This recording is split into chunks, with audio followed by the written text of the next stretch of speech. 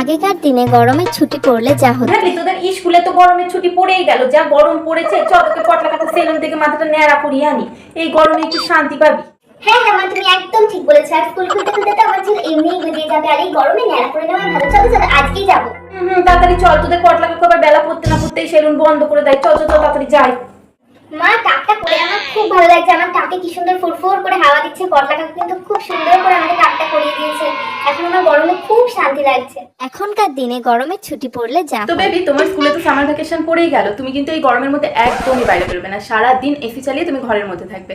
আর যদি তুমি খুবই বোরিং হও তাহলে মোবাইল আছে, ল্যাপটপ আছে, তুমি সারাদিন গেম খেলে কাটাবে, ঠিক আছে? ঠিক আছে মা, সে তো বুঝলাম, কিন্তু এবারে সামার ভ্যাকেশনে আমরা কোথাও ঘুরতে যাবো না? হ্যাঁ বেবি আমরা যাবো তো, তোমার বাবা তো অনেকদিন আগে থেকেই দার্জিলিং যাওয়ার প্ল্যান ফাইনাল করে রেখেছে, আমরা অবশ্যই ঘুরতে যাবো, তুমি এটা নিয়ে একদমই টেনশন করো না। Wow, thank you mom, I love you. I love you too baby.